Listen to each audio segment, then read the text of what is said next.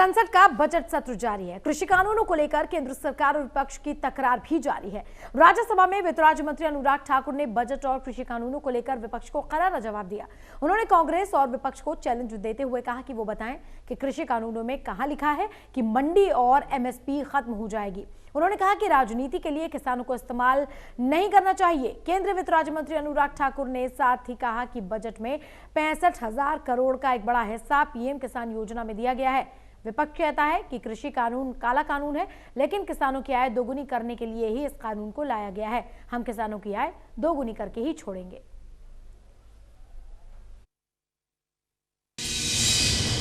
माननीय सभापति जी, इस बजट में आशा दिखती है एक नए भारत की, सशक्त भारत की। सबसे ज्यादा गरीबों को गरीबी रेखा से बाहर निकाला है तो उनका नाम नरेंद्र मोदी है। नरेंद्र मोदी जी की सरकार ने किया है। सर देखिए, 10 करोड़ से ज्यादा गरीबों को शौचालय देना, हर परिवार को पक्का मकान देना, हर गांव तक बिजली पहुंचाना, हर गरीब को मुफ्त में बिजली देना, 4-4 एलईडी के बल्ब देना और अब हर घर नल और नल से स्वच्छ जल देने का काम भी नरेंद्र मोदी की सरकार करने जा रही है।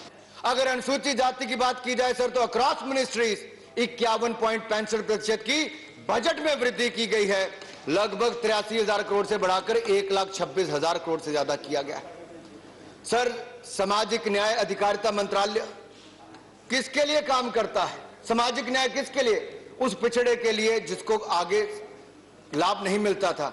28% की वृद्धि अगर उस बजट में की तो नरेंद्र मोदी जी की सरकार ने उसमें करने का काम किया है।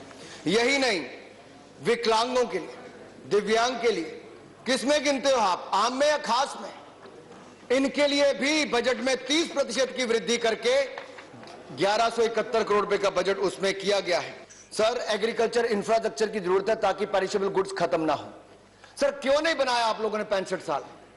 मोदी सरकार ने एग्रीकल्चर इंफ्रास्ट्रक्चर सेस लगाया, लेकिन उसके बावजूद ना पेट्रोल डीजल के किसी के दाम नहीं बढ़ेंगे। बड़े बड़े बुद्धि अर्थशास्त्री पिछली सरकार में थे। मैं खुली चुनौती देता हूं, वो कोई एक व्यक्ति आकर कहे कि कैसे सेस लगाने से दाम बढ़ सकता है। इस सदन में आकर वो गलत आंकड़ा देके चले गए। दूसरे सदन में जाएं, इस सदन में कहें, आप लोग कह दो मंडी खत्म हो जाएगी। मेरी खुली चुनौती है कांग्रेस पार्टी के नेताओं को, कोई बताए कहां किस कानून में लिखा है कि मंडी बंद होगी? कहां लिखा है कि एमएसपी बंद होगा? है कोई कांग्रेस के नेता में दम या विपक्षी दल के नेता में दम जो बताए कि किसी कृषि कानून में कहीं पर भी लिखा है कि मंडी बंद होगी, एमएसपी बंद होगा? अरे देश के गरीब किसान को, भोले भाले किसान को अपनी राजनीति के लिए इस्तेमाल मत कीजिए। ये किसान की आय को दुगना करने का काम हमने लिया है, करके छोड़ेंगे। आप जितना मर्जी भ्रमित कीजिए, महात्मा गांधी के इस देश में, नरेंद्र मोदी जी के नेतृत्व में हम हिंदुस्तान को आगे लेकर जाएंगे, आत्मनिर्भर बनाएंगे।